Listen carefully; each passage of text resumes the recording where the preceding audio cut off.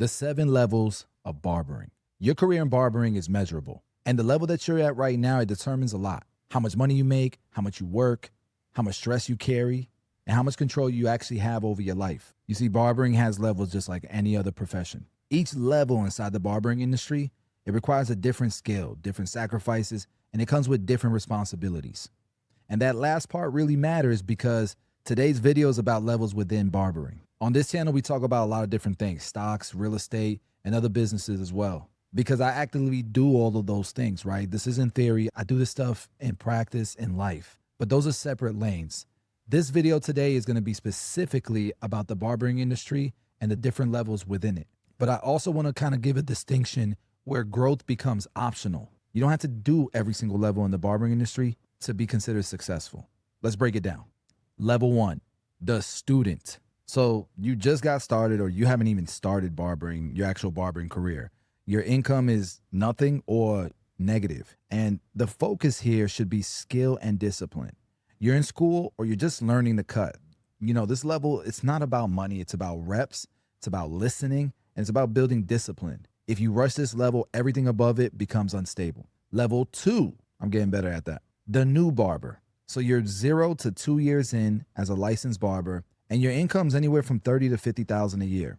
Your focus here should be reps and survival. Your chair's not full. You rely on walk-ins.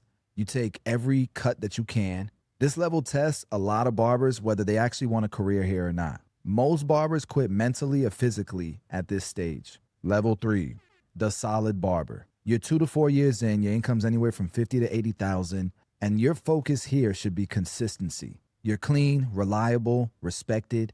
This is when your comfort kind of creeps in and where many careers stall. Consistency alone in this stage isn't going to push you higher. Intentional improvement will. Level 4, the successful 6-figure barber. This is it, guys. This is it. Timeline, 3 to 8 years. Your income is $90,000 to $150,000 a year plus. Like I've seen some guys in this stage doing $200,000, $250,000 a year. Your focus here should be optimization and optionality. So this is like the first major breakthrough in barbering. You're consistently booked. You control your schedule. Your prices are over average or above average. Your income puts you near the top 10% of earners. Now, this is important. Reaching level 4 doesn't mean you made it. You now have optionality. Growth within barbering becomes a choice, not a requirement, right? And this is where I want to be very clear. Some barbers at this level decide, I don't want shop ownership. I don't want employees or leases. I want to stay elite behind the chair. And that's okay. So they make strong money cutting hair. They keep life simple. They save aggressively, and they invest outside of barbering. That's where stocks, real estate, and other businesses come in. And we talk about this on this channel extensively. There's even a free course on this channel on trading stock options. But those are separate paths.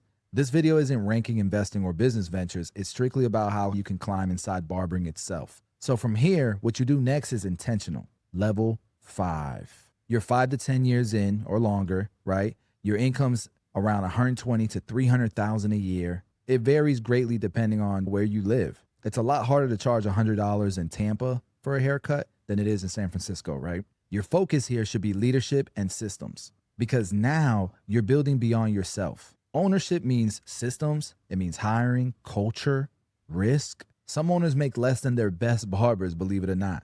Some build strong cash flow businesses. The difference isn't talent, it's leadership and structure. Level 6, the brand builder. Timeline is anywhere from 10 to 20 years. The income is multiple 6 figures to even 7 figures. Your focus here has to be scale and leverage. So you want to own multiple shops, education, products, platforms. Your income comes from ownership, not hours. You're still operating inside barbering, just at scale. Level 7, the industry shaper. Timeline, 20 plus years, man. Some people do this faster if they have extreme focus, dedication, and sacrifice to this specific industry. And I think I'm an example of that. But anyhow, income is 7 figures plus. Focus here is legacy. These are the people shaping products, education, standards, platforms across the industry. Very few reach this level, and that's okay. And I'm speaking from experience. There's a lot of sacrifice here. You pay a price to get to this level. Everybody can't reach this level. but I do think we need to support the people who get here because they didn't get here on accident. Lastly, find clarity. This video is about levels inside the barbering industry. At level 4, the industry growth becomes optional, not mandatory. From there, you can stay elite behind the chair, build wealth outside barbering, or take on more responsibility inside the industry. None of those choices are wrong. The mistake isn't stopping. The mistake is climbing levels you never wanted to. Most of the time, barbers do this just because someone told them that's what's next. But I'll say this, barbering rewards performance. What you do with that performance is up to you. So you got to ask yourself honestly, what level am I at? And how far do I actually want to go inside of barbering? That's how you win the game. Hopefully this helped, man. If you haven't gotten a chance to, go check out my book. I just launched it this week. Here's the book right here. It's available now on Amazon. Please do go support it. If you like this type of content, you'll definitely like what's in this book.